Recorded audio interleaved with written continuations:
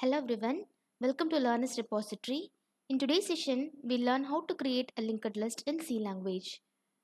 To know about the concepts of data structures, please do visit my previous videos. As we know, a node in a linked list can be implemented using structures. So now we'll write a structure definition for a node. So how will we write the structure definition? Struct will be the keyword, node will be the structure name. Each node will be having two parts. The first one is the data part. I assume the data parts as integer values, so I'll be representing with the keyword int. The second part of a node will be a pointed variable that will be pointing to the address of a node. So here I represent that pointer variable with the name next. You can have different name also. I am using next as my pointer variable name. This particular next variable will be referring to the address of a node again. So this should be represented using a self-referential structure. So this is the structure definition for a node. No memory will be allocated for this structure definition. Only after the creation of structure variables, memory will be allocated for these structure members, data and next part. Now we'll write the main function. So in main, as you know, main is the starting point for any C program. We'll now declare structure variables. So how do we declare? Struct node star head. Okay. So here head is a pointer to a node which is of type struct. Okay. So initially this will be a pointer variable that will be referring to the address of the first node. Just because we do not have any nodes here, we are supposed to create a node. So I am assigning null to the pointer variable called head. After each declaration statement, memory allocation will take place at the backend. So for this pointer variable head, 2 bytes of memory will be allocated. Pointer variable irrespective of the type will be occupying 2 bytes of memory. Here head will be occupying 2 bytes of memory. Each memory byte will be having its variable name along with the memory address. So let us assume the address as 110x. Okay. So initially the value of head is null, assigned to null. So it is null. Now let us write a function called create. So we are going to create a node. So I'm going to name my function as create. Okay. I'm dealing with pass by reference. So I'm passing the address of head along with the data to be inserted on my node. So let us assume the data as 12.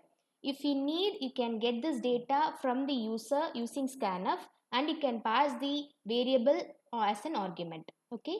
For simplicity, I'm considering 12 as the value to be inserted on my node. We'll now write the function definition here, void create. So this particular function definition will take two parameters as we have passed two arguments in the function call. One is the address of head.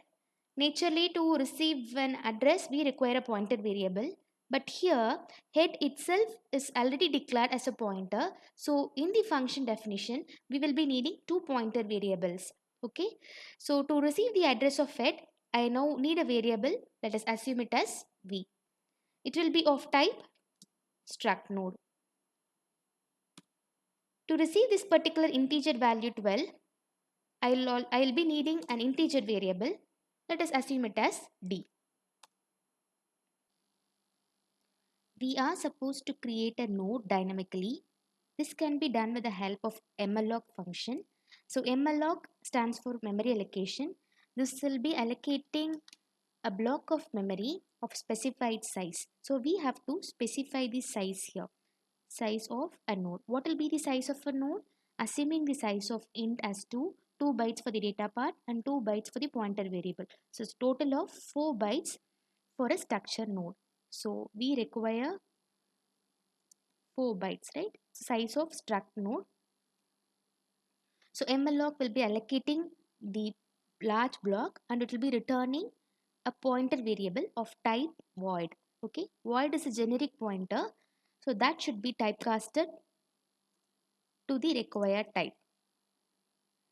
This particular allocation should be assigned to the content of head, which is nothing but content of v here.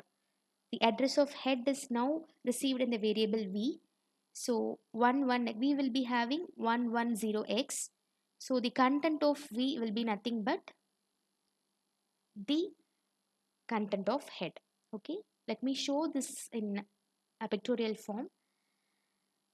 So this particular malloc will be creating large byte of memory, 2 for the data part and 2 for the next part, right? Each memory block will be having its own address. Let us assume the address as 211, right?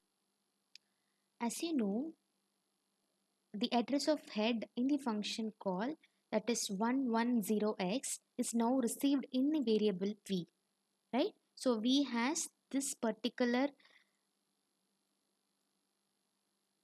address 110x. Okay, now to make my new node, that is 211, to be the content of head, I should assign my address to content of v.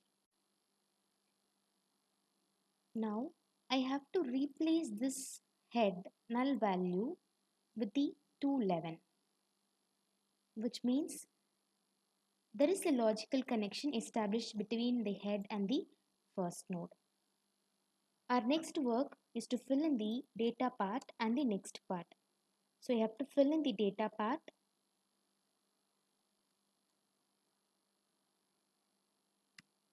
with the data specified by the variable d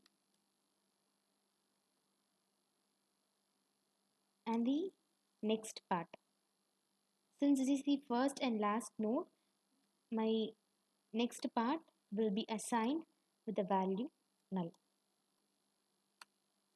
So after this particular statement, the data which is sent here, that is 12, will be assigned as the data part of this first node. So I'll be having my data part as 12. This is the first and there are no node after this. So my next part will be equal to null. So this is how we create a node in a linked list. Okay. So if we need so many nodes to be created, we can use for loop for creating n number of nodes. Okay. So let us see the display code in the next video. Thank you.